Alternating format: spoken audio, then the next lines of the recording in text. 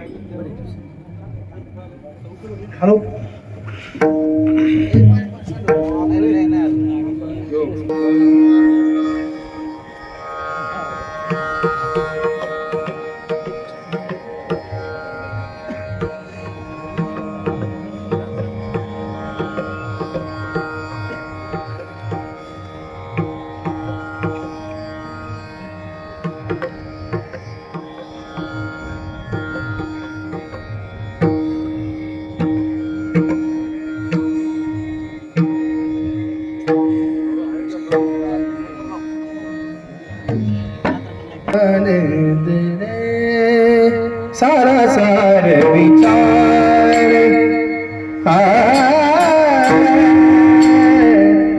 सारा सार विचार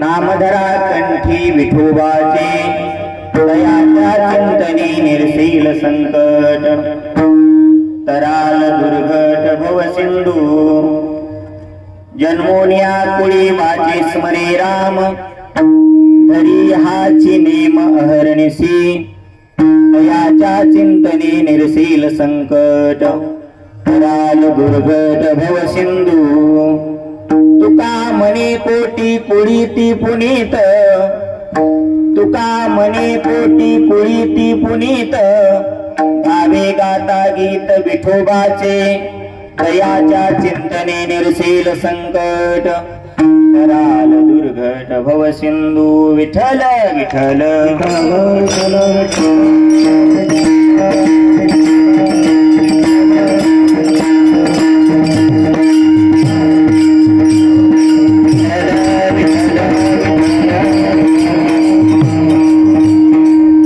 सारासार विचार करा उठा उठी नामधरा कंठी विठोबाचे तयाच्या चिंतने निर्शील संकट तराल दुर्घट भव सिंधू पांडुरंगा प्रथम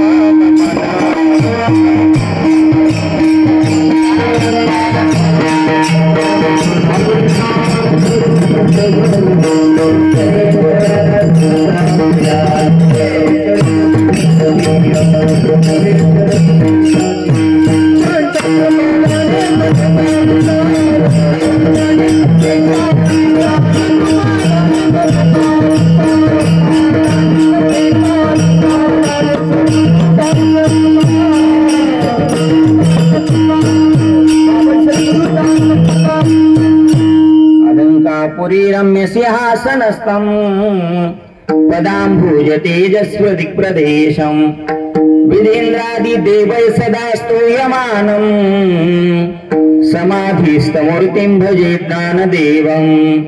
ओम नमो ज्ञानेश्वरा करुणाकरा दयाळा तुमचा अनुग्रह लाभलो पावन झालो चराचरी।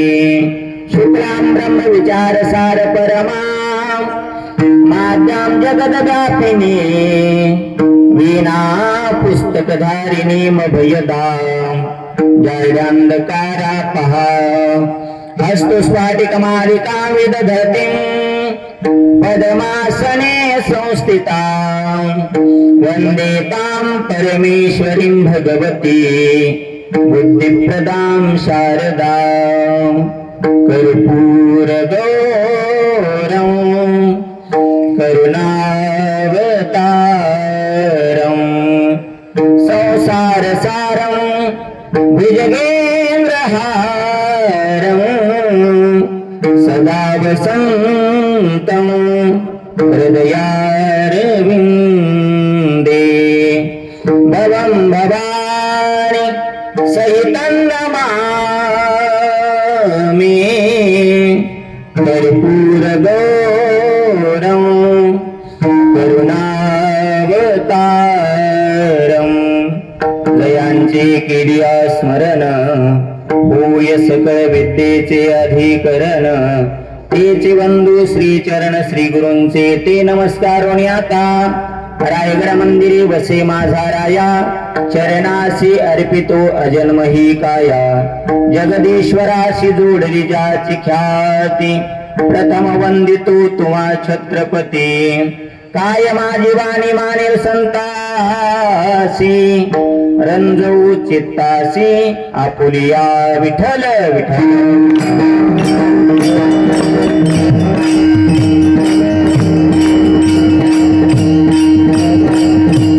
सारासार विचार करा उठा उठी नामधरा कंठी विठोबाचे तयाच्या चिंतने निरसेल संकट तराल दुर्घट भव सिंधू। प्रस्तुत कीर्तन रूपे सेवे करता निवडलेला भंग जगद्गुरु जगतबंधनीय देहुनिवासी हिंदवी स्वराज्याचे संस्थापक छत्रपती शिवाजी महाराज यांचे सद्गुरु तुकाराम महाराज यांचा गोड असा अभंग सेवी करता निवडला विठ्ठल विठ्ठल।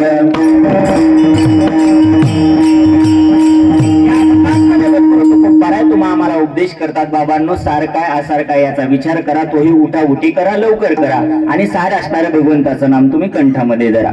महाराज आम्ही जर त्या भगवंताचं नाम कंठामध्ये धरलं तर आमच्या जीवनामध्ये फायदा काय होईल कारण आपण जे काही करतो ते फायद्याशिवाय कोणीही काही करायला तयार नाही म्हणून आम्हीही त्या भगवंताचं नाम कंठामध्ये धरू। पण महाराज आम्ही जर कंठामध्ये धारण केलं नाम तर आमच्या जीवनामध्ये काही फायदा होईल का बेनिफिट मिळेल का काही। महाराज म्हणतात निश्चितच काय होईल फायदा महाराज म्हणतात त्याचं जर चिंतन केलं तर तुमच्या जीवनामध्ये कोणतंही संकट येऊ द्या त्याचं निवारण तो भगवान परमात्मा केल्याशिवाय राहणार नाही। एवढंच नाही तर दुर्गत असणारा भवसिंधू तरुण जाणं हे सगळ्यात मोठं संकट आहे पण हाही दुर्गत असणारा भवसिंधू तुम्ही सहजासहजी तरुण जाल एवढा भगवंताच्या नामाचा फायदा। महाराज आणखी काय करावं आम्ही महाराज म्हणतात या मनुष्यरूपी कुळामध्ये तुम्ही जन्माला आलेला आहातच ना तर वाचेने रामाचं स्मरण करा। महाराज पहिल्या चरणामध्ये म्हणताय नामधरा कंठी विठोबाचे तिसऱ्या चरणामध्ये लगेच बदल असं काय सांगताय एकाच देवाचं नाम सांगा ना एक तर विठोबाचं सांगा नाही तर रामाचं सांगा।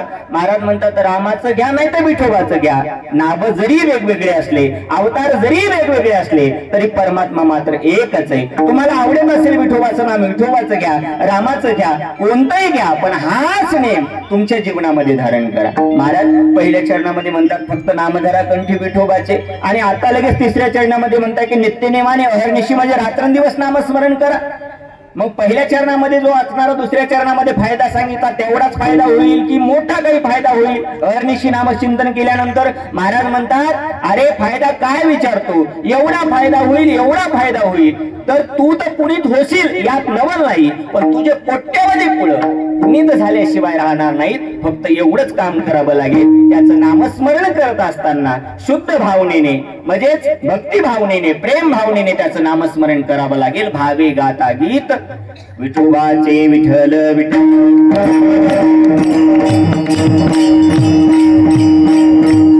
सेवेला सुरुवात सुरुवात करण्यापूर्वी थोडासा पर्याय वक्त्या साध्य कर्तव्य तो म्हणजे असा की हा कार्यक्रम के निमित्ताने सर्वाला ज्ञात आहे संत श्रेष्ठ माऊली ज्ञानोबरायांचा पालखी सोहळा। या सोहळ्यामध्ये आपण सगळी मंडळी पायीवारी करत आहोत। या सोहळ्यामधील आजचा जो आपला मुक्काम आहे हा या माळशिरस या ठिकाणी मुक्काम। प्रत्येक मुक्कामावरती एखाद्या महाराजांचं कीर्तन व्हावं अशी आपल्या दिंडीची नियमावली, बरोबर आहे की नाही?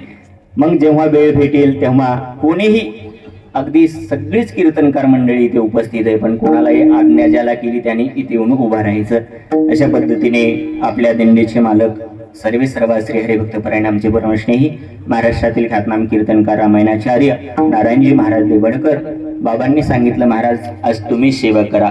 ठीक आहे म्हणलं, काही अडचण नाही महाराज। आणि या सेवेकरता अगदी दिग्गज महाराज मंडळी ते उपस्थित आहे। सगळ्यामध्ये मीच लहान आहे, म्हणजे असा बी लहान आहे। लहान का म्हणतोय मी? कारण ही सगळी अगदी महाराष्ट्रामधील ख्यातनाम मंडळी इथे उपस्थित आहे महाराज। आनंदही भरपूर आहे। ऐका ना, स्वतः आदरणीय श्री हरिभक्तपरायण महाराष्ट्र ज्यांच्या अगदी आवाजावरती, ज्यांच्या बोलण्यावरती फिदा आहे असे असणारे आमचे परमस्नेही महाराष्ट्रातील ख्यातनाम कीर्तनकार, त्यांना विशेष पदवी कीर्तन केसरी असे असणारे अक्रूर महाराज साखरे बाबा, ते स्वतः इथे उपस्थित आहेत। आपली दिंडी खरंच वैभववान आहे महाराज। एवढी वैभवशाली मंडळी आपल्या दिंडीमध्ये चालते, म्हणजे सामान्य दिंडी कशी म्हणता येईल, म्हणून अक्रूर महाराज तेही उपस्थित आहेत। ज्यांच्या मुखातनं सुंदर अशी चाल ऐकली, ज्यांच्या गाण्याने अख्खा महाराष्ट्र वेडा झालेला आहे आजकाल, बरोबर आहे की नाही? असे असणारे श्री हरिभक्तपरायण, ज्यांचं गुण मी वर्णन करावं एवढा मी मोठा नाही का, मला त्याच्यातलं काहीच कळत नाही। म्हणजे कोणता राग, मला फक्त एकच राग मागते, लोकांवरती राग व्हायचं, दुसरा राग नाही कळत। असे असणारे आमचे परमस्नेही महाराष्ट्रातील ख्यातनाम गायनाचार्य, बीड जिल्ह्याचं वैभव आमचे ओंकारदादा जगताप, त्यांच्याकरता एकदा भरभरून टाळ्या। ते उपस्थित आहेत। तसेच त्यांच्या मागे ज्यांनी चाल गायली ते महाराष्ट्रातील एक ख्यातनाम कीर्तनकार श्री हरिभक्तपरायण रामेश्वरजी महाराज मते, तेही उपस्थित आहेत। तसेच श्री हरिभक्तपरायण ज्यांचं कीर्तन तुम्ही ऐकलेलं आहे, सासवड या ठिकाणी अतिशय बोलण्यामध्ये भारदस्तपणा आहे असे असणारे आमचे परममित्र महाराष्ट्रातील ख्यातनाम कीर्तनकार महेशजी महाराज नरवडे, ते उपस्थित आहेत।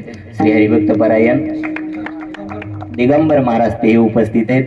तसेच माझे परम मित्र, जिवलग मित्र श्री हरिभक्तपरायण महाराष्ट्रातील ख्यातनाम कीर्तनकार आदरणीय विनोदाचार्य वैकुंठवासी बाबासाहेब महाराज इंगळे दादा यांचे कृपापात्र शिष्य असणारे आमचे परमस्नेही परममित्र दीपकजी महाराज बादाडे, तेही उपस्थित आहेत। आणखी बरीचशी मंडळी इथे उपस्थित आहेत। श्री हरिभक्तपरायण आमचे महाराष्ट्रातील ख्यातनाम कीर्तनकार विनोदाचार्य आमचे कृष्णा महाराज राऊत, तेही उपस्थित आहेत। श्री हरिभक्तपरायण महाराष्ट्रातील ख्यातनाम कीर्तनकार अगदी अभ्यासू व्यक्तिमत्व आमचे चैतन्य महाराज राठोड, तेही उपस्थित आहेत।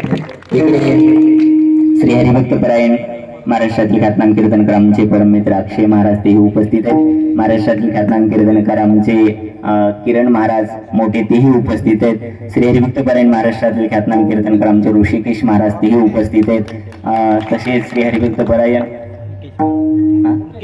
मुकेश महाराज, तेही उपस्थित आहेत। हे खातं तुम्हाला चांगलं जमतंय, माझ्या ध्यानात राहत नाही। बरीचशी मंडळी इथे उपस्थित आहे।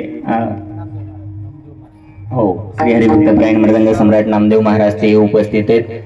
हा, ते सेपरेट राखून ठेवलं जरा। आणखी बरीचशी मंडळी, देवडीकर महाराज मंडळी आहे, हिरडपुरीकर महाराज मंडळी आहे, आडगावकर महाराज मंडळी, चालेल ना तुम्हाला? हा, सगळे आमचे आदरणीय बाबा ते उपस्थित आहेत। आमचे हिरडपुरीचे महाराज तेही उपस्थित आहेत। सगळी महाराज मंडळी त्यांच्या चरणावरती नतमस्तक होतो।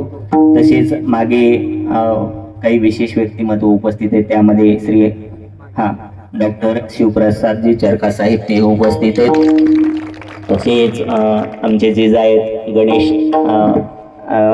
रिपोर्टरचे पत्रकार आमचे गणेश आबा सावंत, तेही उपस्थित आहेत। तसेच विशेषत्वाने ज्यांचं नाव मी जाणून बुजून मागे ठेवलंय, महाराष्ट्राचा ढाण्यावाग, महाराष्ट्रातील एक टॉप 10 मध्ये जे वादक आहेत त्यामधलं एक व्यक्तिमत्व, मी गोपाल आणि तुम्ही कृष्ण आहेत। आमचे कृष्णा महाराज तेही माझ्या कीर्तनाकरता उपस्थित आहे.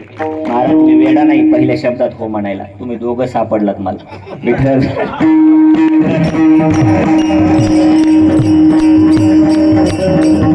आपली तारीख पुढे म्हणजे नोंद पुढे आपली तारीख, तुम्ही दोघं दिसलात म्हणलं उद्या गेलं तर काय सांगा.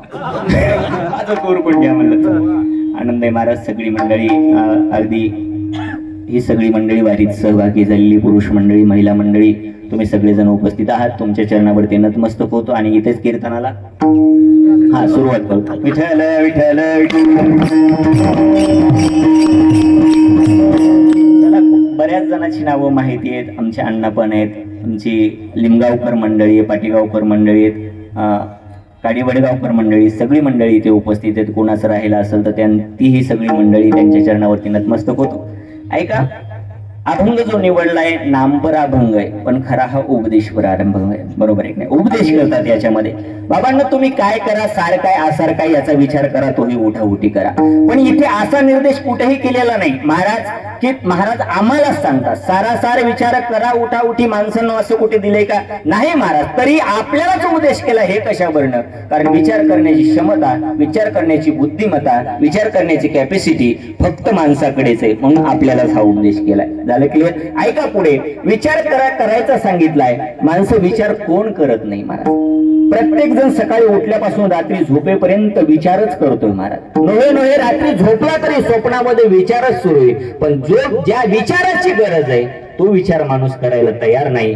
आणि अहित असणारा विचार, असार असणारा विचार तंतोतंत पावली माणूस केल्याशिवाय राहत नाही. ऐका ना, कोणत्या गोष्टीचा विचार केला पाहिजे, कधी कधी केला पाहिजे. ऐका, काही गोष्टीचा विचार माणसाने जीवनामध्ये कधीच नाही केला पाहिजे, कधीच नाही महाराज. काही गोष्टीचा विचार माणसाने फक्त एकदा जीवनामध्ये केला पाहिजे. काही गोष्टीचा विचार माणसाने कधी कधी केला पाहिजे आणि काही गोष्टीचा विचार माणसाने उठाउठी केला पाहिजे. विठ्ठल विठ्ठल. ऐका, काही गोष्टीचा विचार माणसाने जीवनामध्ये कधीच नाही केला पाहिजे महाराज, कधीच नाही. तुम्ही म्हणाल सकाळी संध्याकाळी दुपारी, कधीच नाही महाराज. स्वप्नातही तो विचार माणसाच्या डोक्यामध्ये आला नाही पाहिजे. कोणत्या गोष्टीचा विचार महाराज? माणसाने आत्महत्या करण्याचा विचार कधीच जीवनामध्ये नाही केला पाहिजे, कधीच नाही केलाच नाही पाहिजे महाराज. आणि मला माहिती आहे इथं आलेली प्रत्येक व्यक्ती हा विचार कधीच करणार नाही. का? आपण माऊलीच्या सानिध्यामध्ये चालतोय तर निश्चित आपण विचारवान आहोत. बरोबर आहे की नाही? हा विचार आमच्या डोक्यामध्ये येणार नाही. पण सांगतो तुम्हाला, आत्महत्या माणसाने कधीच नाही केली पाहिजे महाराज. एवढा आग्रह का करताय तुम्ही की आत्महत्या केलीच नाही पाहिजे? महाराज, आमच्या मागे खूप टेन्शन आहे. टेन्शन कोणामागं नाही महाराज, प्रत्येक जण टेन्शन ग्रस्त आहे. पण हसत राहणं, हसण्याची कला आपल्याला अवगत झाली पाहिजे. प्रत्येकाच्या मागे टेन्शन आहे महाराज. बाहेर दिसताना माणसं हसलेली दिसतात, पण प्रत्येक जण कुठे ना कुठे पोकरलेला आहे. आमचे दीपक महाराज म्हणत असाल, प्रत्येक कुठं ना कुठं कणतन पोहत, म्हणजे कंतच महाराज. काही ना काही टेन्शन, काही ना काही दुखणं प्रत्येकाला आहे, कोणाला नाही टेन्शन महाराज. पण टेन्शनवरला उपाय आत्महत्या कधीच नाही महाराज. तुम्ही जर आत्महत्या करत असाल तर देवाच्या तुम्ही तोंडामध्ये मारल्यागत करताय महाराज. नाही आत्महत्या केली पाहिजे. का आग्रह करताय? कारण नाथ महाराज म्हणतात, तुमच्याकडनं इतर कोणती जर हत्या घडली तर त्याला शास्त्रामध्ये प्रायश्चित सांगितलंय. तुमच्याकडनं गोहत्या घडू द्या, काही शास्त्रामध्ये प्रायश्चित आहे, ते केलं की तुम्ही गोहत्येतून मुक्त होताय. तुमच्याकडनं एखादी हत्या होत्या दुसरी, तरीही तुमच्याकडनं तरी त्याला प्रायश्चित सांगितलेले. पण तुमच्याकडनं जर आत्महत्या घडली तर त्याला प्रायश्चितच नाही महाराज. कोट्यावधी गोहत्या होऊ द्या, त्याला प्रायश्चित सांगितले शास्त्रामध्ये. नाथ महाराज स्वतः म्हणतात, कोटी गोहत्या ब्रह्महत्येशी प्रायश्चित आहे शास्त्रार्थेशी, पर आत्महत्या घडे ज्याशी प्रायश्चित त्याशी असे. त्याला प्रायश्चितच नाही महाराज. त्याच्यामुळं आत्महत्या माणसाने कधीच नाही केली पाहिजे. या गोष्टीचा विचार माणसाने कधीच नाही केला पाहिजे. काही गोष्टीचा विचार माणसाने जीवनामध्ये फक्त एकदाच केला पाहिजे. कोणत्या?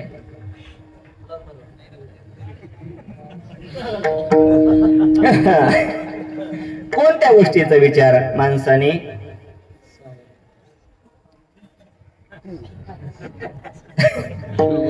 त्याच्यामुळे तर इकडे आलोत म्हणावं महाराज. याचा विचार माणसाने एकदाच करावा. आता काही जण दोनदा करते, त्यांचा भाग निराळा म्हणा. कोणी आला असला तो सोडून द्या.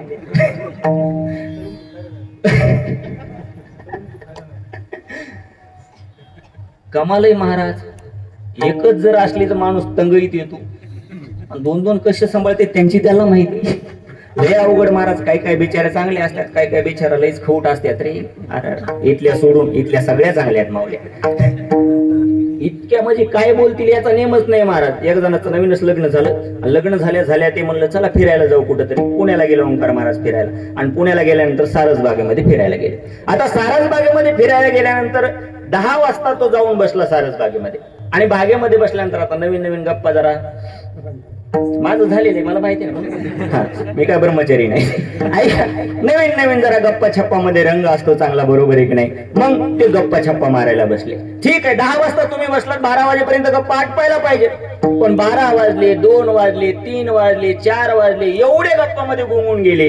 5 वाजले तरी कृष्ण महाराज त्यांचं देहभानच विसरलेले होते. ते ध्यानातच नाही त्यांच्या की हे बगीचा बंद होतोय आणि आपल्याला बाहेर पडायचंय. पण तो बंद करणारा असतो ना, गेट बंद करणारा, त्याला सांगितलेलं असतं हे बघ डायरेक्ट गेट बंद करत जाऊ नको, आधी फेरफटका मारत जा. कुणी जर राहिलेला असेल तर त्याला बाहेर काढत जा, नंतर गेट लावत जा. मग त्यांनी काय केलं, तो गेटमन सगळीकडे फिरू लागला आणि फिरत असताना त्याला हे जोडपं गप्पा मारत असताना दिसलं.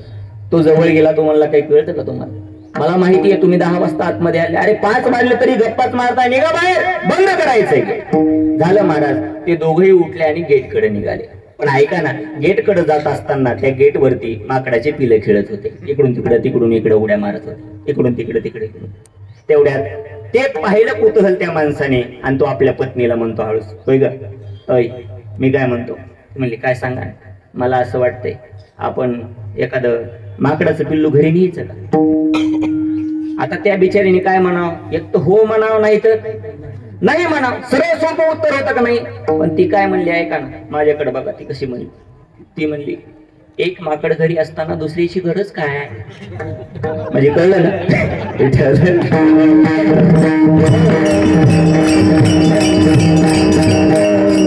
लग्न झाल्या जर माकड म्हणते, म्हणल्यावर म्हातारा झाल्यावर काय काय म्हणेल तिची तिलाच माहिती. ऐका, मला हे सांगायचंय, चांगली भेटली तर बिचारी चांगली ती म्हणेल चला वारीला जाऊया आपण. पण चांगली नाही भेटली तर अवघड आहे. म्हणून माणसाने लग्न करण्याचा विचार फक्त एकदाच करावा. काही गोष्टीचा विचार माणसाने कधी कधी केला पाहिजे. कोणत्या गोष्टीचा विचार माणसाने कधी कधी केला पाहिजे. ऐका ना, माणसाने संततीचा विचार कधी कधी केला पाहिजे. माणसाने संगतीचा विचार कधी कधी केला पाहिजे. माणसाने संपत्तीचा विचार कधी कधी केला पाहिजे. आणि माणसाने प्रकृतीचा विचार कधी कधी केला पाहिजे. माणसाने प्रकृतीचा विचार कधी कधी केला पाहिजे. महाराज, आपण जे खातोय ते आपल्याला पचतंय का, आपल्याला सहन होतंय का, तेवढंच खाल्लं पाहिजे. पण काही काही माणसं सहन जरी होत नसलं तरी खातच राहतात. एखाद्या माणसाला शुगर असावी, बाबा सोडून, एखाद्या माणसाला शुगर असावी आणि शुगर आहे आपल्याला माहित असावं, तो आपल्या घरी यावा. घरी आल्यानंतर आपण पत्नीला म्हणत असतो हे बघ एक काम कर, 1 कप साखरेचा चहा कर आणि 1 कप बिगर साखरेचा कर. आपल्याला माहिती आहे त्यांना शुगर आहे म्हणून. ती माणूस आम्हाला म्हणत असतो, ओ महाराज कुणाला सांगितलं नेमका बिगर साखरेचा. ओ आपण म्हणावं तुम्हाला शुगर आहे ना त्याच्यामुळे तुमच्याकरता सांगितलं. महाराज पिऊ द्या ना, घरी तर पिऊ देत नाहीत. अरे पेल्यावर मरशील ना. पण विठ्ठल विठ्ठल माणसाने प्रकृतीचा विचार कधी कधी केला पाहिजे. कारण प्रकृती जर व्यवस्थित असेल तरच माणूस सगळे कार्य करू शकतो. शरीर जर व्यवस्थित असेल तरच माणूस जीवनामध्ये काहीतरी करू शकतो. शरीर व्यवस्थित नसेल तर माणूस कुठलीच गोष्ट करू शकत नाही. म्हणून माणसाने प्रकृतीचा कधी कधी विचार केला पाहिजे. माणसाने संपत्तीचाही विचार कधी कधी केला पाहिजे. आपण कमावतो किती आणि खर्च किती करतो. ज्या माणसाचं कमवणं 1 रुपया असेल आणि तो जर 1.25 रुपये खर्च करत असेल तर निश्चितच त्याच्या जीवनाची हानी झाल्याशिवाय राहणार नाही.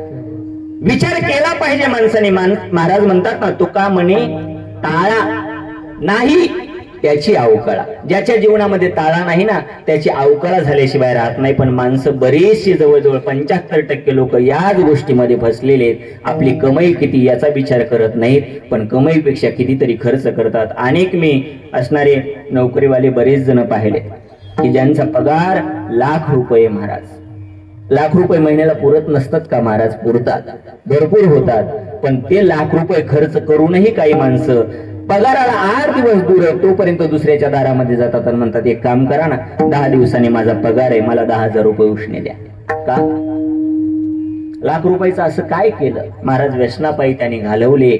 माणसाने असा विचार नाही केला पाहिजे. निश्चित खर्च करा, VIP राहा, तुम्ही व्यवस्थित राहा. पण तुमचा जर लाख रुपये पगार असेल तर ठीक आहे, तुम्हाला खर्च करण्याची हवस आहे, 50,000 रुपये खर्च करा. पण 50,000 रुपये तरी बाजूला ठेवली पाहिजे. का? संपत्तीचा विचार माणसाने कधी कधी केला पाहिजे. माणसाने संततीचा विचारही कधी कधी केला पाहिजे. संततीचा म्हणजे आपल्या मुलाबाळाचा विचार केला पाहिजे. त्यांच्यावरती संस्कार आपण केले पाहिजे. आपले लेकरू काय करतंय याच्यावरती लहानपणीपासून व्यवस्थित लक्ष असलं पाहिजे. पण ऐका ना, शास्त्रामध्ये सांगितलेले कोणत्या अवस्थेमध्ये त्याचा लाड करावा, कोणत्या अवस्थेमध्ये त्याला रागवावं त्याच्यावरती, आणि कोणत्या अवस्थेमध्ये तो गेल्यानंतर त्याच्या सगळं मित्रासारखं वागावं. प्रत्येक अवस्था सांगितल्यात महाराज. आपल्याला या गोष्टी कळत नाहीत. कधी कधी कशा पद्धतीने मुलासंग वागलं पाहिजे. 5 वर्षाचा मुलगा होईपर्यंत त्याचं लाड केले पाहिजे. 5 वर्षात लालयत, त्याचं लाड केले पाहिजे. आणि 10 वर्षात ताडयत, म्हणजे 10 वर्षाचा होईपर्यंत त्याला चांगलं काय वाईट काय याचं शिक्षण दिलं पाहिजे. आणि देत असताना असं ऐकत नसेल तर त्याला मारलं पाहिजे. आणि मारून का होईना त्याला शिकवलं पाहिजे, बाबा हे चांगलंय, हे वाईट आहे, हे तुमचं कर्तव्य आहे. आपलं कर्तव्य आपल्या लेकराला संस्कार लावणं. म्हणून संततीचा विचार केला पाहिजे. 10 वर्षापर्यंत त्याला मारून सांगायचं. आणि एकदा का तो 16 वर्षाचा झाला, प्राप्ते 16 वर्षे पुत्र मित्रवद आचार्य, म्हणजे एकदा का तो 16 वर्षाचा झाला की त्याला मारून हाणून शिकवायचं नाही. मग त्याला मित्रासारखं, आपण जसं मित्राला एखाद्या गोष्ट सांगतो, बाबा हे तुझं वागणं चुकीचं आहे, त्या पद्धतीने जर त्याला सांगितलं तर तो ऐकेल. विठ्ठल विठ्ठल चुकतं महाराज. आपण काय करतो, आपण त्याचा लाड एवढा करतो, एवढा करतो, एवढा करतो. आमच्याही आई वडिलांनी आमचा लाड केला नाही का? आम्हाला आमच्या आई वडिलांना वाटत नव्हतं का? कृष्ण महाराज नव्हतं वाटत आपल्या लेकराचा खूप लाड करावा? बाबा आपल्या आई वडिलांना वाटत नव्हतं? अहो, जेव्हा आळंदीला असताना आम्ही कधी कधी दिवाळीलाही घरी जाणं व्हायचं नाही. कोणती आई अशी की लेकरू घरी नसल्यानंतर तिला घास गोड लागेल, एखादा पदार्थ गोड लागेल? पण नाही ना महाराज, तिने तो त्याग केला. त्यावेळेला नाही म्हणली, नाही गोपाळ घरीच आला पाहिजे. त्यावेळेला जर ते तिने केलं असतं तर आपण घरीच राहिलो असतो, आपण समाजामध्ये आलो नसतो. म्हणून मी म्हणत असतो बोलत असताना, प्रेम अवश्य केलं पाहिजे लेकरावरती, पण किती केलं पाहिजे? ज्या प्रेम करणारी जर लेकरू बिघडत असेल एवढं प्रेम नाही केलं पाहिजे. ऐका ना, प्यार इतना ना कीजिए कि बिगड़ जाए हम, प्यार इतना ना कीजिए कि बिगड़ जाए हम, थोड़ा सा डाटा भी कीजिए कि सुधर जाए हम, सुधर जाए हम. लेकर सुधरली पाहिजे, एवढं रागवलं पाहिजे. आपण एक काम करतो, आपण त्याचा 16 वर्ष होईपर्यंत लाड करतो आणि लेकरू बिघडलं की मग म्हातारे माणसं त्याला मारण्याचा प्रयत्न करतात. आता 16 वर्षात झाल्यावरती ऐकल का? ऐकल नाही ना महाराज. का? 16व्या वर्षी ते आला असते रगीत आलेला असते, म्हणजे तरणा ताटा तो बापाला हाणायला भेटणार नाही एवढा रगीत आलेला असतो. आणि त्या टायमाला हे रगीत आलेलं असतं आणि बाप चादरीत घुसलेला असतो. म्हणून माणसाने ज्या त्या टायमालाच उपदेश केला पाहिजे. विठ्ठल विठ्ठल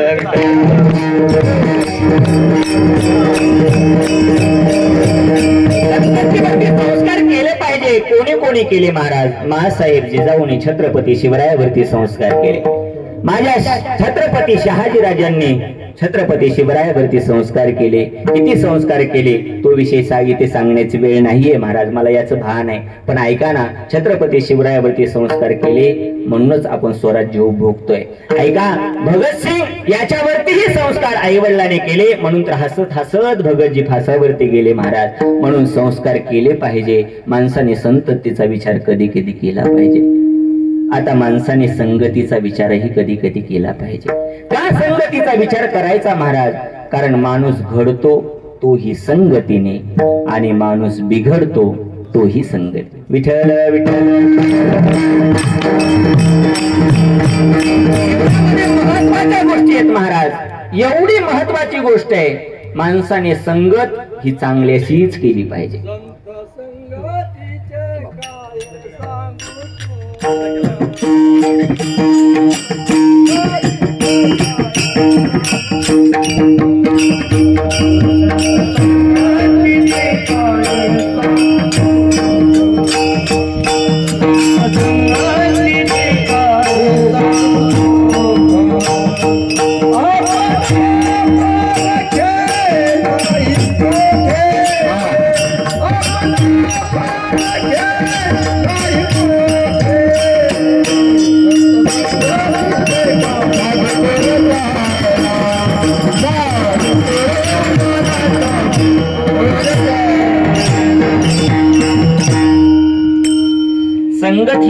चांगलीची केली पाहिजे. कोणाची केली पाहिजे? संताची संगत केली पाहिजे.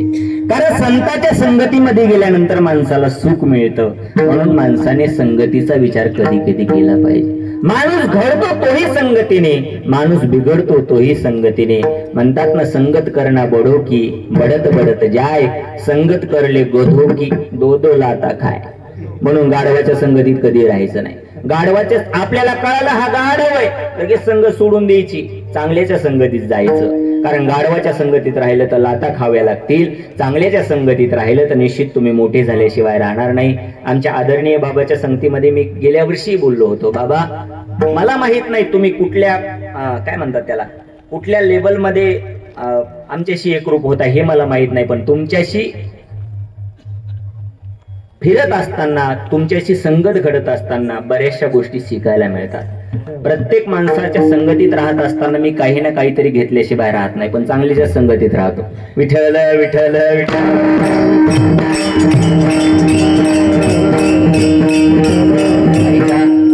संगत चांगलीची केली पाहिजे महाराज. माणूस हिरा जरी असला ना, हिरा. मी आळंदीला असताना आदरणीय ज्यांना वारकरी संप्रदाय घोषण ही पहिली पदवी त्यांनाच होती महाराज, आदरणीय गुरुवरे सदानंदजी महाराज गुरुजी आळंदीकर. मी त्यांच्या संस्थेमध्ये राहत होतो. राहत असताना गुरुजींना आता त्यांची VIP सोय असायची. त्यावेळेला मला चांगलं आठवत आहे की कुठल्याच कीर्तनकार हा 4 व्हीलरने फिरत नव्हता. फक्त 2च कीर्तनकाराला 4 व्हीलर होत्या. त्यामध्ये आदरणीय वैकुंठवासी बाबा महाराज सातारकर आणि आदरणीय वैकुंठवासी गुरुवर्य सदानंदजी महाराज गुरुजी, दोघांनाच गाड्या होत्या 4 व्हीलर. नाही तर सगळे बसनेच फिरायची मोठी मोठी महाराज मंडळी. चला, गुरुजी एरवी कीर्तनाला गेल्यानंतर तर त्यांची VIP सोय असायचीच, पण कीर्तन नसल्यानंतरही पुण्यामधली भक्त मंडळी त्यांना ते जेवण्याकरता, मी संगत सांगतोय, वेगळं काही सांगत नाही, जेवण्याकरता बोलवायची. पण गुरुजींचा नेम असा होता, एखाद्या सेठजीने जर जेवायला बोलवलं तर एकटे कधीच गुरुजी जायचे नाही. का? संस्थेतली 4 मुलं तरी घेऊन जायची संगत. चला संग रे पोरांनो. एके दिवशी माझा नंबर लागला. मला म्हणले, गोपाळ चल, चला 4 व्हीलर मध्ये बसायला भेटतंय. बसलो आपला. गेलो आम्ही. पुण्यामध्ये एक मोठे सेठजी होते, त्यांचं मोठं ज्वेलर्सचं दुकान होतं. त्यांच्या घरी जेवण वगैरे झालं. जेवण वगैरे झाल्यानंतर गुरुजी आराम करू लागले. मी गुरुजींचे पाय चेपू लागलो, सदानंदजी महाराजांचे. गुरुजींचे पाय चेपत असताना सहज गुरुजीने मला विचारलं, गोपाळ. म्हणलं काय गुरुजी? अरे हिरा पाहिलास का? हिरा? म्हणलं गुरुजी आमच्याकडून नुसत्या गाराच पडत्यात, हिरा नाही माहिती मला. आणि जे वस्तू ती सांगितली, त्याच्यामध्ये काय लपवायचं? हिरा नव्हताच पाहिला मी. म्हणले पाहायचा का तुला? मी म्हणलं हो ना गुरुजी, पाहायचा. काळजी करू नको, थांब जरा. त्या शेठजीला बोलवून घेतलं गुरुजीने आणि शेठजीला सांगितलं, एक काम करा ना, त्या आमच्या गोपाळला हिरा पाहायचा, तेवढा हिरा दाखवा बरं. आम्ही आतमध्ये प्रवेश करत असताना त्यांचं ज्वेलर्स मी पाहिलं होतं. लाखो रुपयाचे दागिने त्या ज्वेलर्स मध्ये होते महाराज. पण मला वाटलं चला सेठजी नेत आहेत मला, माझ्या हाताला धरलं सेठजी, चल बाबा पोरा चल. मला नेलं, पण मला वाटू लागलं हे इकडे ज्वेलर्स मध्ये नेतात का, तिथेच कुठंतरी असेल एखाद्या कप्प्यामध्ये हिरा. पण मला तिकडे नाही नेलं बाबा त्यांनी आतल्या घरामध्ये नेलं. घरामध्ये नेल्यानंतर आतल्या घरामध्ये एक आतली रूम होती. त्या आतल्या रूम मध्ये एक आतली रूम होती. बस झाल्या. आतली रूम होती. त्याच्यामध्ये एक कपाट होतं. ते कपाट उघडलं गेलं. त्याच्यामधला एक सेपरेट कप्पा होता, तो उघडला गेला. त्याच्यामध्ये एक कप्पा होता, तो उघडला. त्याच्यामध्ये एक कप्पा होता, तो उघडला. त्याच्यामध्ये एक पेटी होती. मी नुसतं बघत होतो, ते कप्पे उघडत होते. त्याच्यामध्ये पेटी होती. पेटी उघडल्या गेली. त्याच्यामध्ये परत एक डब्बी होती. ती डब्बी उघडल्या गेली. त्याच्यामध्ये मखमली कपडा होता. तो मखमली कपडा जेव्हा बाजूला सारला ना, तेव्हा त्या रूम मध्ये प्रकाश पडल्यागत झाला. तो हिरा होता महाराज, पांढरा शुभ्र एवढा खडा. त्यांनी दाखवला, माझ्या हातामध्ये दिला. पाहिला का महाराज? मी पाहिला आपला खडा, आणि खडा पाहिल्यानंतर मला आनंद वाटला, कारण जीवनामध्ये हिरा पाहायला भेटला. ठीक आहे म्हणलं, काय हरकत नाही. पाहिला त्यांनी, तो ठेवून दिला. ठेवून दिल्यानंतर मी गुरुजी पाशी आलो. गुरुजींचा आराम झाला. गाडी आमची आळंदीच्या दिशेने निघाली. मला हिरा पाहिल्यानंतर आनंद व्हायला पाहिजे होता, पण माझा चेहरा पडलेला होता. मी नाराज होतो. गुरुजीने माझ्या चेहऱ्याकडे बघितलं, म्हणले गोपाळ हिरा पाहिलास का? मी म्हणलं हो पाहिला गुरुजी. अरे मग तू तर प्रसन्न व्हायला पाहिजे होतं, पण तुझ्या चेहऱ्यावर खिन्नता काय, नाराज काय तू? मी म्हणलं गुरुजी नाराज याच्या करता की माझ्या मनामध्ये हिरा पाहिल्यापासून एक प्रश्न निर्माण झाला. म्हणले काय निर्माण झाला सांग? मी सांगतो त्याचं उत्तर. म्हणलं गुरुजी त्या हिऱ्याची किंमत किती? तर गुरुजी म्हणले त्या हिऱ्याची किंमत ना, आता त्यावेळेस म्हणजे मला वाटतं 2000 साली का काय, 2001 साल असेल त्यावेळेला. मी म्हणलं गुरुजी म्हणले 1 लाख रुपये किंमत आहे त्याची. आता त्यावेळेस 1 लाख रुपये म्हणल्यानंतर मी चाट होऊन गेलो, 1 लाख रुपये किंमत आहे म्हणलं बरं. आणि पुढे जे ज्वेलर्स मध्ये वेगवेगळे दागिने होते त्यांची गुरुजी ते म्हणले काहीची किंमत 5 लाख, काही ते तोळ्यावरती जसे दागिने घडवले जातात तशी किंमत आहे, काहीची 5 लाख, काहीची 4 लाख. म्हणलं गुरुजी हाच प्रश्न पडलाय मला, 4-4, 5-5 लाखाचे दागिने पुढे ज्वेलर्स मध्ये आणि 1 लाखाचा हिरा तो एवढ्या संधीमध्ये. घरात घर, त्याच्यामध्ये कपाट, त्याच्यामधला आतला कप्पा, त्याच्यामध्ये पेटी, त्याच्यामध्ये डब्बी, त्याच्यामध्ये मखमली कपडा, त्याच्यामध्ये हिरा एवढ्या आतमध्ये का ठेवलाय? तो तर बाहेर ठेवायला पाहिजे होता. गुरुजीने तेव्हा सांगितलं मला, ऐक ना, तो हिरा 1 लाख रुपयाचा आहे, पण तो 1 लाख रुपयाचा हिरा बाहेर का ठेवला जात नाही? ऐक, त्या हिऱ्याची खरा का खोटा म्हणून परीक्षा केली जाते. मला गुरुजी सांगत होते, मी लक्ष देऊन ऐकत होतो. त्या हिऱ्याची परीक्षा करत असताना ऐक ना उपाय, तो खरा आहे की खोटा याच्या करता तपासणी करता काय केलं जातं? त्याला कुठे ठेवल्या जात नाही. कुठे ठेवल्या जातं गुरुजी? ऐक ना, त्याला लव्हाराच्या आयरणीवरती ठेवलं.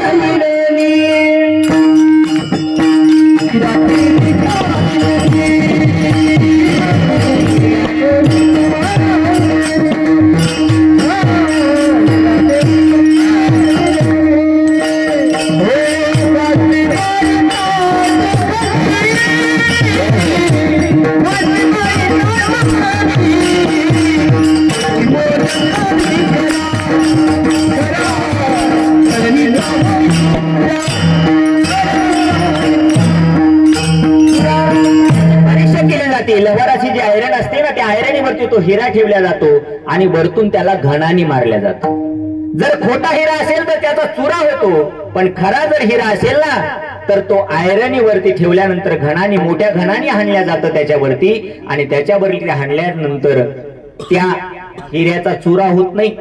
मग म्हणलं गुरुजी तो हिरा उडून जातो का? म्हणले उडूनही जात नाही. मग तो एकतर आयरणीमध्ये तरी घुसतो, नाहीतर एकतर घणामध्ये तरी घुसतो. मी लगेच बोलायला थोडस म्हणलं, गुरुजी 1 लाख रुपयाचा हिरा आयरणीमध्ये घुसला, वरती घणामध्ये घुसला तर ते काढायचा कसा? पण मग का घन पगडून काढायचा की काय? नाही, त्याच्याकरता तो खूप बरायचं प्रमाण आहे. हिरा हिरकणी काढे आतून आयरणी. हिरकणी नावाची वस्तू असते, ती त्याच्या समोर धरली की हिरा आपोआप बाहेर येतो. ऐका, मग आपण म्हणलं गुरुजी एवढ्या आतमध्ये का ठेवलं जातं? मग एवढा कणकर हिरा तर बाहेरच ठेवायला पाहिजे. म्हणले अरे एवढा कणकर आहे खरंय बाबा, पण एवढ्या आतमध्ये का ठेवल्या जातं? त्याची 1 लाख रुपये किंमत आहे. घणाने असताना हाणला, हातोडीने हाणला तरी फुटत नाही, पण तोच हिरा त्याला जर ढेकणाचा नुसता स्पर्श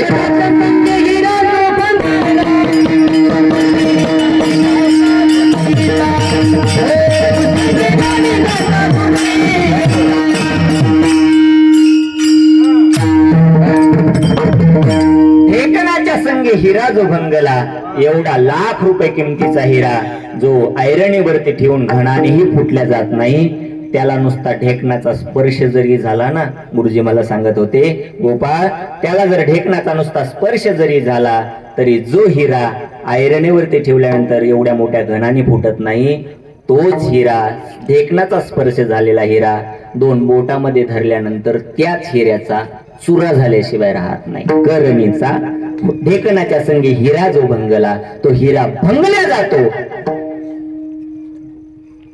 तो हिरा आता मला सांगा, त्याचा चुरा झाल्यानंतर त्याची किंमत कोण म्हणलं 2 लाख? त्याची किंमतच नाही राहिली महाराज. मला त्या हिऱ्याचं नाही सांगायचं, मला आपण सगळे हिरेच आहेत, आपण सगळे हिरेच आहेत. पण आपल्यालाही कोणत्या ना कोणत्या ढेकणाचा स्पर्श झाला की आपल्या जीवनामध्ये चुरा झाल्याशिवाय राहत नाही. म्हणून संगीत विठ्ठल विठ्ठल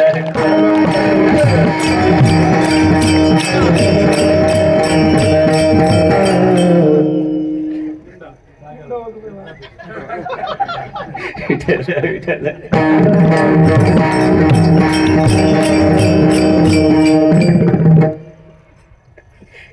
ढेकणा तुम्हाला कळलं मला काय सांगायचंय तर ऐका ना. मला सांगा, 1 लाख रुपये किमतीचा हिरा होता, पण संगत कोणाची घडली? मला संगत सांगायची होती, संगत घडली. आपणही तसंच. म्हणून संगतीचा विचार कधी कधी केला पाहिजे. माणूस घडतो तोही संगतीने. मग कोणाची संगत केली पाहिजे महाराज?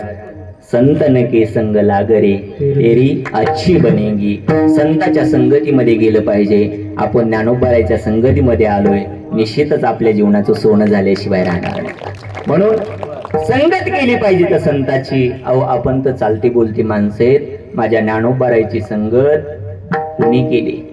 रेड्याने केली. रेड्याला संगत घडली ज्ञानोबारायची तर विद्वान व्यक्तिमत्व, अगदी अभ्यासू व्यक्तिमत्व ही त्याच्या चरणावरती लोळण घालतात. महाराज का? ज्ञानोबारायची संगत घडली म्हणून. ऐका ना, ज्या दगडाला ज्ञानोबारायची संगत घडली त्या भिंतीच्या पाया अनेक जण त्या भिंतीवरती नतमस्तक होतात. का महाराज? भिंती अनेक नाहीत का? अनेक भिंती आहेत, पण ज्ञानोबारायची संगत ज्या भिंतीला घडली त्या भिंतीवरती डोकं ठेवतात महाराज. आपण एरवी खांबावरती बिल्डिंग असते, खांबावरती मंदिर असतं, पण एक मंदिर असं आहे की त्या खांबाचं मंदिर आहे महाराज. का? त्या खांबाला टेकून माऊली ज्ञानोबारायांनी ज्ञानेश्वरी सांगितली तर त्या खांबाचं मंदिर आहे. हा परिणाम कशाचा आहे? हा परिणाम संगतीचा आहे. म्हणून माणसाने कधी कधी संगतीचा विचार केला पाहिजे.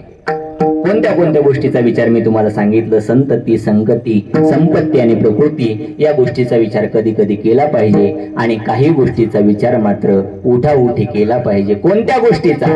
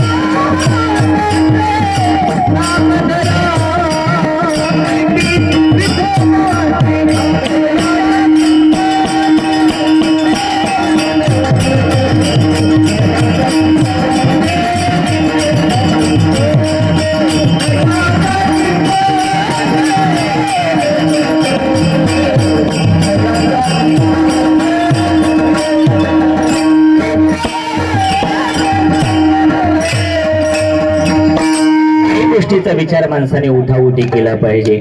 उठाउठी कोणत्या गोष्टीचा विचार केला पाहिजे? सार काय आसार काय याचा विचार उठाउठी केला पाहिजे. महाराज उठाउठी का केला पाहिजे? कारण ज्या शरीराने याचा विचार करायचा आहे ते शरीर याचा भरोसा नाही. क्या भरोसा है इस जिंदगी का, साथ देती नहीं है किसी का. आठवण घेऊ. विठ्ठल विठ्ठल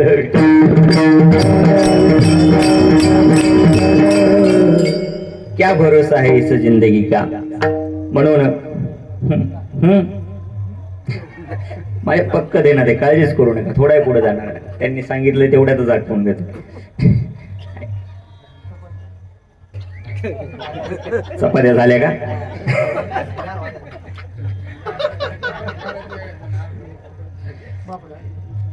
सारखा सारखा याचा विचार कर, उठी करा.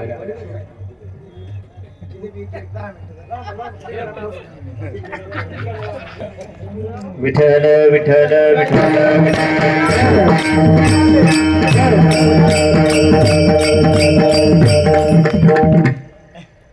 उठाउठी का करा? कारण ज्या शरीराने याचा विचार करायचा नाशिवंत असल्यामुळं लवकर उठाउठी हा विचार करा. सार काय आसार काय याचा विचार करा. सार कशाला म्हणतात तर नाम धरा कंठी विठोबाचे. सार असणारं भगवंताचं नाम आहे. फलकट तो संसार येथे सार भगवंत. सार सार विठोबा नाम तुझे सार, म्हणून शूळ पाणी जपत आहे वारंवार. पण आपण किती जरी म्हणलो तरी आपण आसार गोष्टीच्याच आहारी पडल्याशिवाय राहत नाही. महाराज आम्हाला आसार मधून सार कसं निवडायचं तेवढं आम्हाला तुम्ही सांगा. महाराज याच्याकरता माऊली ज्ञानोबारायांनी अनेक दृष्टांत दिले. कशा पद्धतीने आसारामधून सार निवडून काढायचा आणि आसाराचा त्याग करायचा. ऐका, माऊली ज्ञानोबाराय सांगतात जसं त्या राजहंस नावाच्या पक्षासमोर दूध आणि पाणी एकत्र करून ठेवलं जातं आणि एकत्र करून ठेवल्यानंतर तो राजहंस नावाचा पक्षी त्याच्या चोचीमध्ये एवढी पावर असते की तो नुसतं त्याच्यातलं दूध ग्रहण करतो आणि पाणीही तसंच टाकून देतो. मी एकत्र केलेलं सांगतोय, वेगळे ठेवलेलं नाही. एकत्र केलेलं दूध आणि पाणी राजहंस नावाचा पक्षी फक्त दूध पितो आणि पाणी हे टाकून देतो. महाराज पाणी का टाकून देतो? कारण पाणी हे आसार आहे आणि दूध हे सार आहे. माऊली ज्ञानोबा म्हणतात सलिले पै जैसे एक होऊन मिळाले असे निवडोनी राजहंशी वेगळे केले.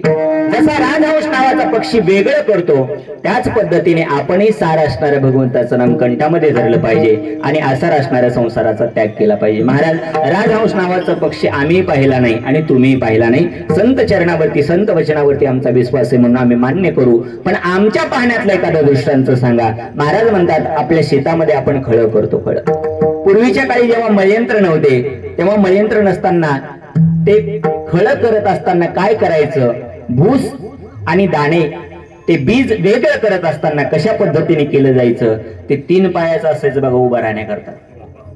टिवा, बरं टिवा आपल्याकडे काय म्हणते, वावडी. त्या वावडीवरती उभा राहायचं आणि उभा राहिल्यानंतर ते धान्य निवडण्याकरता भुसामधून त्या भुसकटामधून बाजूला करण्याकरता काय करायचं, ते उधळल्या जायचं, उपणल्या जायचं. उधळत असताना काय व्हायचं, भुसकट खाली पडायचं. मला वाटलं झोपले काय म्हणून. विठ्ठल विठ्ठल खाली पडायचे, भूस उडून जायचं. का? भूस हे आसार आहे, भुसकट हे आसार आहे, तर ते कण धान्याचे हे सार आहेत. का? भूस बीज एकवट उपनिता राहे घनबट उडे ते फलकट हे जाण. महाराज हे आम्हाला नाही समजलं. माता भगिनी म्हणू लागले आमच्या माहितीतला एखादा दृष्टांत सांगा. माता माऊली करता एक दृष्टांत सांगितला की ज्या पद्धतीने एखादी माता माऊली दह्याचं घुसळण करत असताना त्याच्यामधून 2 पदार्थ बाहेर पडतात. काय? तूप आणि ताक. डायरेक्ट तूप, लोणी आणि ताक बाहेर पडतं. मला सांगा लोण्याचा भाव आणि ताकाचा भाव हा सारखा आहे का? किंमत सारखी त्याची नाही महाराज. एखाद्याने जर त्या दोन्हीची सारखीच किंमत केली तर करणाऱ्याची काय किंमत आहे ही किंमत ठरवल्या जाईल. म्हणून दोन्ही असणारे काय करतात, त्याच्यामधनं सार असणारं लोणी बाहेर काढलं जातं आणि आसार असणारं ताक टाकून दिलं जातं महाराज. म्हणून अशा पद्धतीने सार असणारं भगवंताचं नाम तुम्ही कंठामध्ये धरा आणि आसार असणारा प्रपंच तो तुम्ही टाकून द्या. महाराज आसार असणारा संसार आम्ही टाकून देऊ आणि सार असणाऱ्या भगवंताचं नाम एका कंठामध्ये धरू, पण त्याचा फायदा अभंगाचं दुसरं चरण.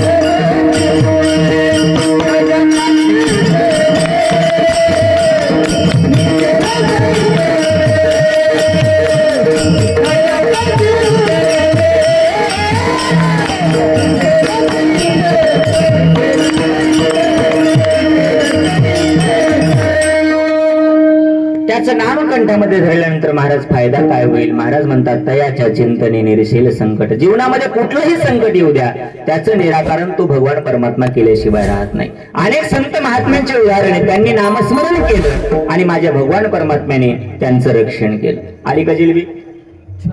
विठ्ठल विठ्ठल विठ्ठल.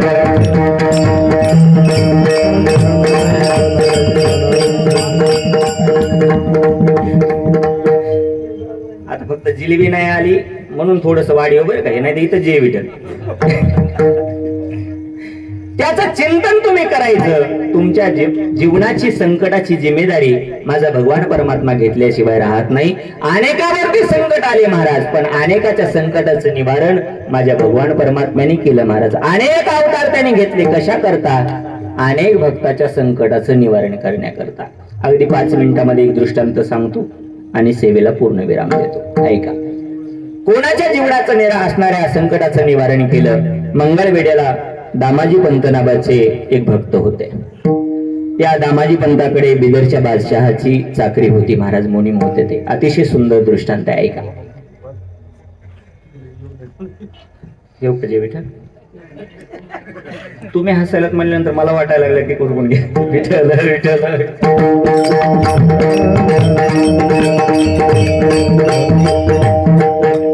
अतिशय सुंदर दृष्टांत 5 मिनिटांमध्ये पूर्ण करतो.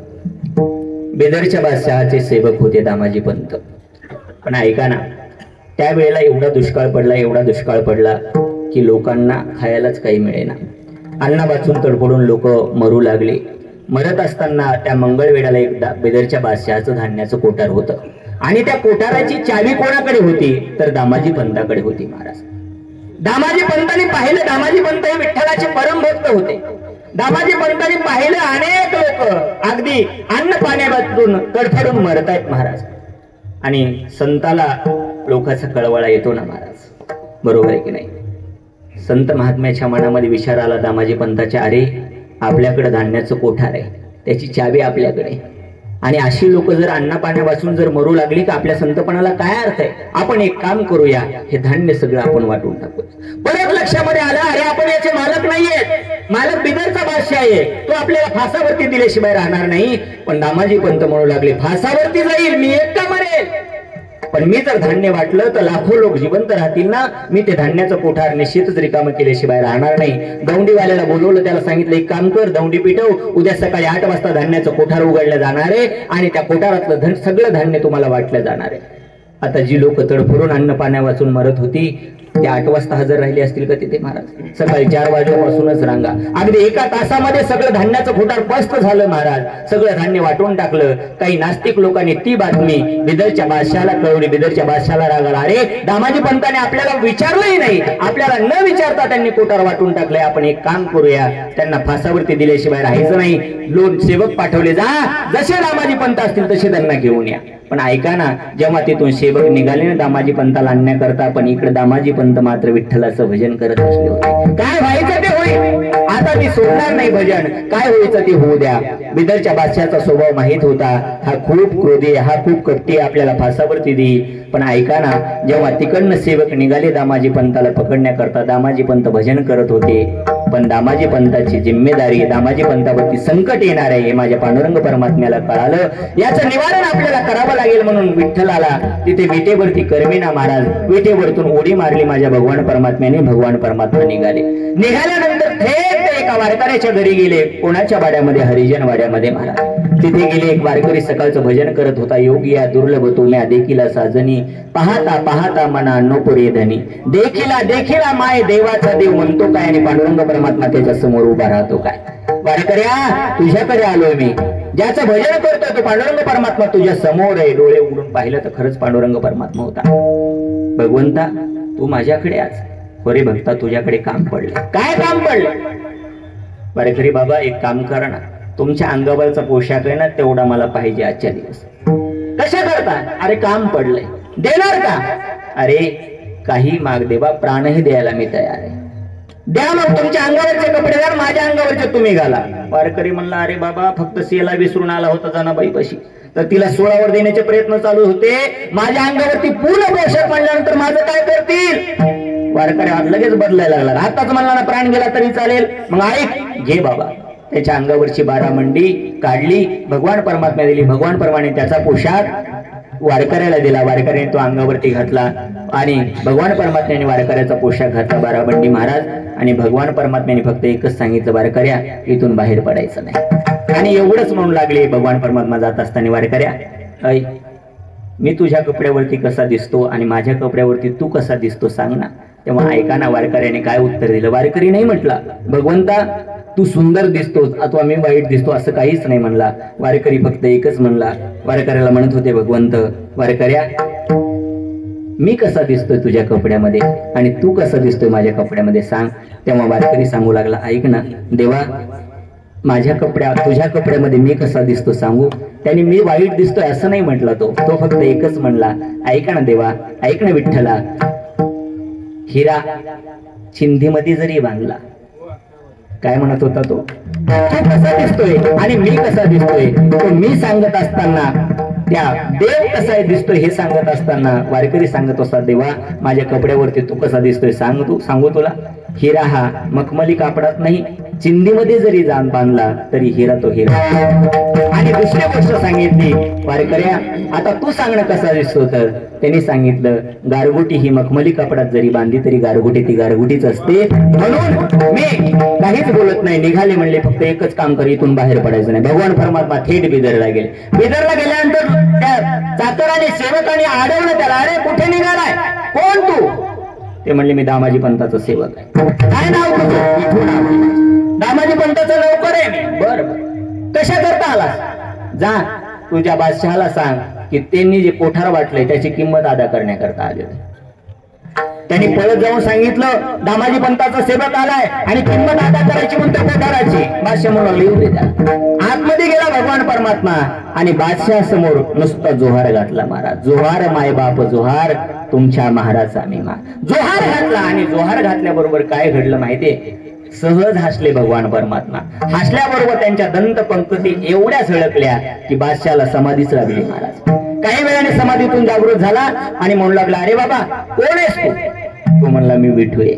बरोबर काहीतरी किंमत अदा करायला आला जणू. दामाजी पंतांनी जे कोठार वाटलं त्याच बाहेर काय हत्ती घोडे आणलीस का काय, त्यांच्यावर लादून आणलीस काय, कारण कोठाराची किंमत होती ती.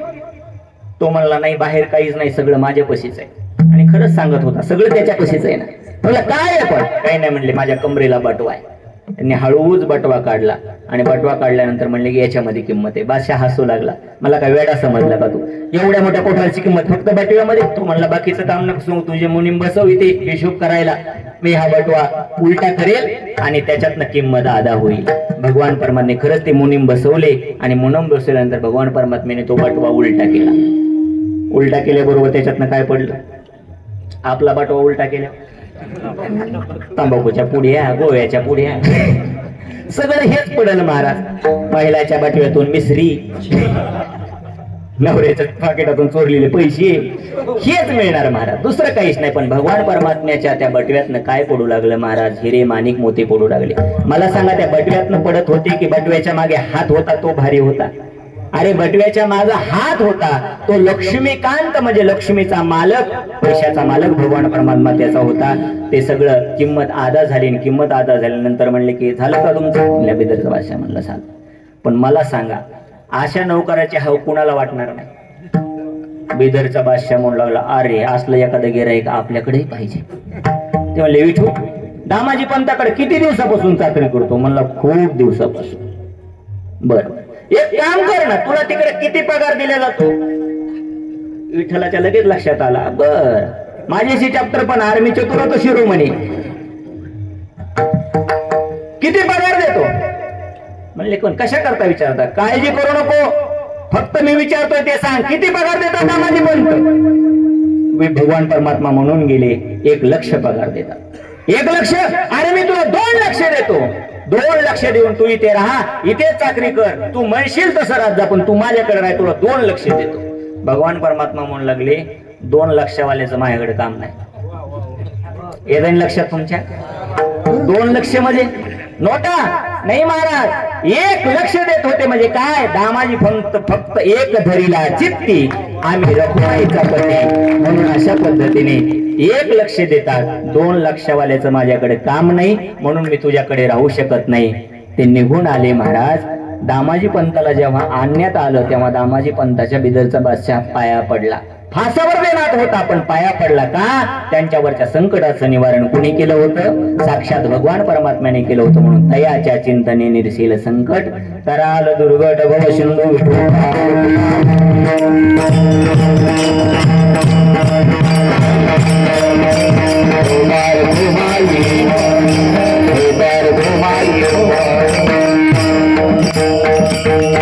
तिसऱ्या चरणामध्ये महाराज म्हणतात, जन्मोनिया या कुळीबाचे स्मरे राम, या मनुष्यरूपी कुळामध्ये तुम्ही जन्माला आलेत आहात, वाचे रामाचं स्मरण करा आणि हाच नियम तुमच्या जीवनामध्ये धारण करा. महाराज त्याचा फायदा काय होईल? महाराज म्हणतात, तुका म्हणे कोटी कुळी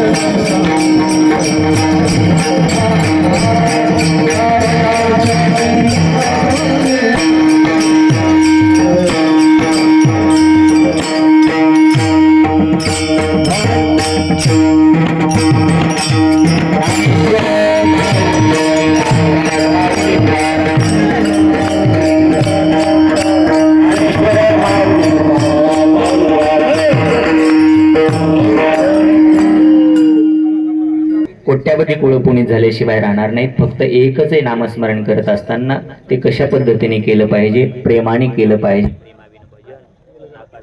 मोठं अंतःकरण करून ही सगळी मंडळी इथे उपस्थित राहिली. त्यामध्ये आदरणीय अक्रोड महाराज साखरे असतील, बाप्पा महाराज असतील, ओंकार महाराज, कृष्ण महाराज, दीपक महाराज, ही सगळीच मंडळी, महेश महाराज सारखी मंडळी इथे उपस्थित राहिली. म्हणून तुमच्या चरणी मी नतमस्तक होतो. काही याच्यामध्ये चुकलं असेल तर माझ्या बुद्धीच्या दोषेना तरी बालक बोबडा बोली का वाकोडा विचुका पावली ते सोज करून माऊली रे देवी.